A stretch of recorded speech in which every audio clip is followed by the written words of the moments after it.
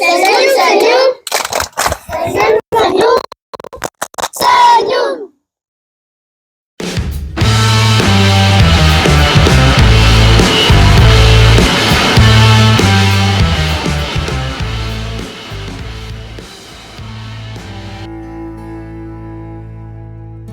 Nah, lalu pertanyaannya, kenapa SD ini yang kami kunjungi pertama kali ketika kami membuat channel X4 Alpha? Nah, ada beberapa alasan kami memulai dari sini. Pertama, itu dari histori. Ini pertama kali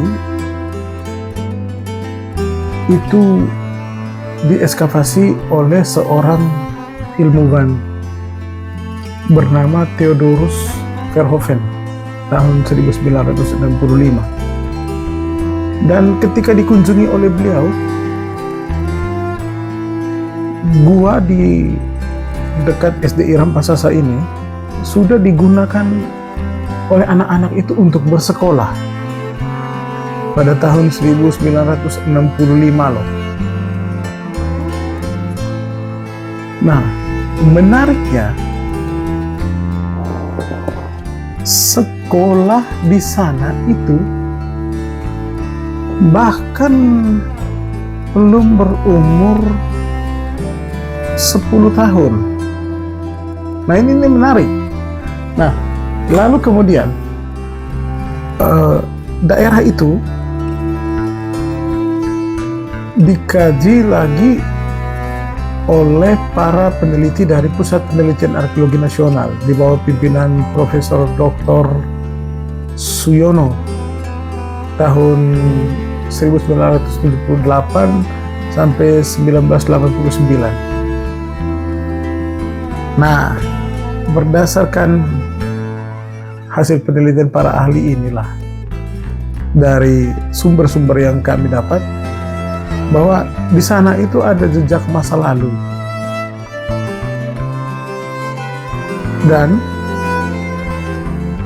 kemudian para peneliti dari Pusat Penelitian Arkeologi Nasional ini juga mengekskavasi lagi tempat ini mulai tahun 2001. Nah, menariknya di sana itu ada tanda-tanda kehidupan masa Pleistosen. Saya bukan ahli arkeologi ataupun ahli geologi ya. Nah, itu ada di masa skema geologi tahun 1.808.000 sampai 11.500 sebelum Masehi. Nah, bayangkan itu sangat purba, teman-teman. Dan jika merujuk pada pendapat seorang arkeolog yang pada saat itu berstatus sebagai koordinator penelitian situs liang bua, bahkan di liang bua ini juga itu ditemukan sebuah fase paleometalik, yaitu masa logam.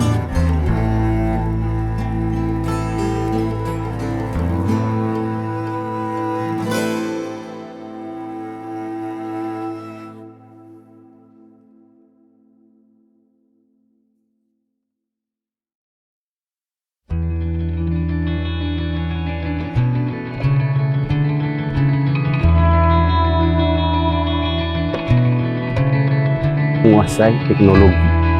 Jadi dengan peralatan yang seadanya, jadi kami bisa memperkenalkan teknologi ini kepada anak-anak. Bahkan kami pernah melatih anak-anak untuk bagaimana belajar internet, bagaimana mereka bermain di YouTube, bagaimana mereka mempromosikan diri mereka melalui TikTok apa segala macam dan sejenisnya. Instagram mereka juga kuasai. Jadi keterbatasan ini tidak membuat kami menjadi penghalang untuk ada lompatan kemajuan dalam berkaitan dengan platform digitalisasi di sekolah. Jadi kemudian di sekolah juga kami terapkan bahwa kami sering melakukan program dari Kementerian ANDK ini, Asesmen Nasional Berbasis Kompetensi. Jadi medianya atau peralatannya adalah komputer. Jadi dengan keterbatasan komputer atau laptop, dengan keterbatasan yang ada, kami juga mampu bersaing dengan anak-anak dari sekolah lain. Dari terbukti bahwa hasil rapor pendidikan kami sangat bagus, lebih-lebih di bagian literasi dan numerasi, melampaui ambang batas nasional. Jadi sekolah kami pernah mendapatkan apresiasi dan penghargaan dari Kementerian Pendidikan Nasional. Jadi dalam bentuk dana prestasi untuk SDN Rampasasa. Itu kami sudah kelola, itu untuk belanja modal dan untuk kegiatan interaktif pembelajaran di kelas. Jadi itu pemanfaatan dana yang sudah kami lakukan. Jadi itu sekian saja pendapat saya tentang keterbatasan sarana ini. Jadi mari saya meminta mengetuk hati para pemangku kepentingan kebijakan untuk melihat kami Rampasasa bahwa kami ini bukan di daerah yang udik, tapi kami daerah pinggiran kota yang notabene tidak jauh dari pusat perkotaan.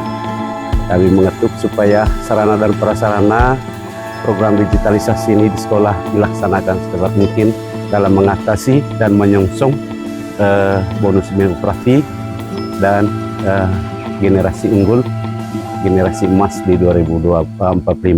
Jadi itulah pendapat saya tentang keseluruhan yang ada pada kami di SDN Rampasasa.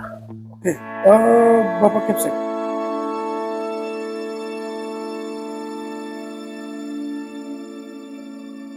Demografi. Iya, betul.